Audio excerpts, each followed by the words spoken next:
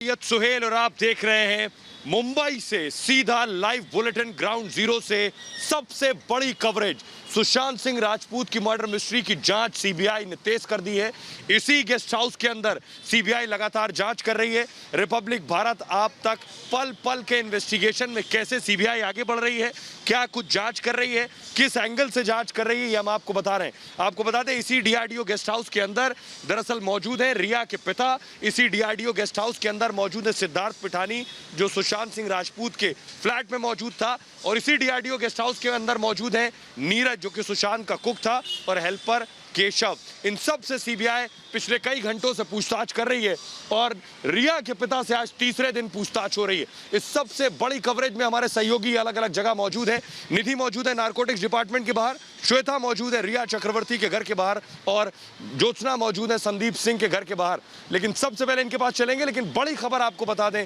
बड़ी खबर यह है कि शौविक, रिया का जो भाई है शौविक, उसे जो ड्रग्स पहुंचाता था जैद की रिमांड मिली है नारकोटिक्स डिपार्टमेंट को 7 दिन की। बड़ी खबर इस बीच हम आपको बता रहे हैं, 7 दिन की रिमांड जैद की मिली है नारकोटिक्स डिपार्टमेंट को। 7 दिन तक जैद से पूछताछ होगी। जैद दरअसल शौविक को ड्रग्स पहुंचाता था।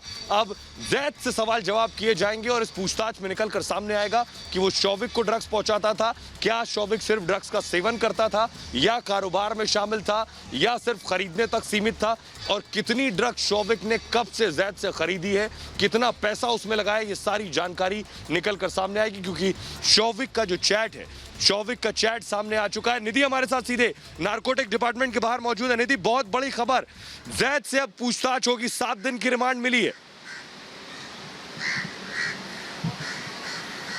बिल्कुल सोहेल, 9 सितंबर तक की रिमांड मिल गई है। जैद विलात्रा ही वो शख्स है, वो ड्रग डीलर है, वो ड्रग पेडलर है जो संपर्क में था शौविक चक्रवर्ती के।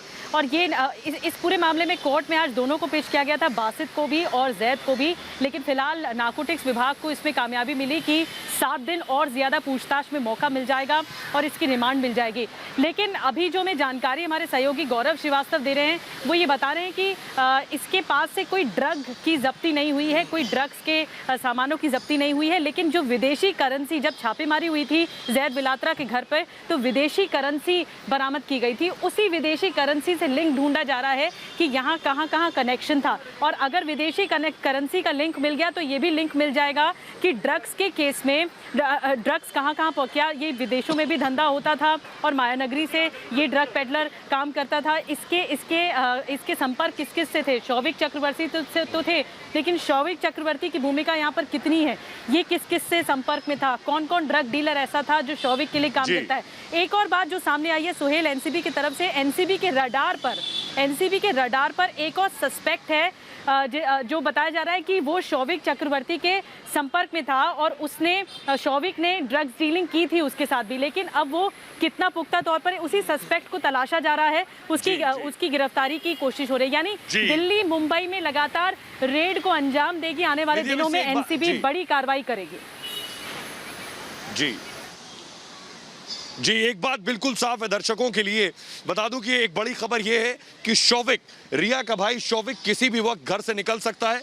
श्वेता त्रिपाठी की बिल्कुल उनके घर के बाहर नजर है, शौविक निकलेगा। ईडी इन्फोर्समेंट डायरेक्टरेट रिया के भाई को आज पूछताछ के लिए बुलाया है। रिया के भाई से ईडी पूछने वाली है कि सुशांत का 15 करोड़ रुपए कहां गए, सुशांत के 15 करोड़ रुपए कहां खर्च हो गए, क्योंकि सुशांत के परिवार ने कहा है कि रिया, उनके भाई, उनके परिवार ने मिलकर सुशांत के 15 करोड़ रुपए उड़ा लिए हैं।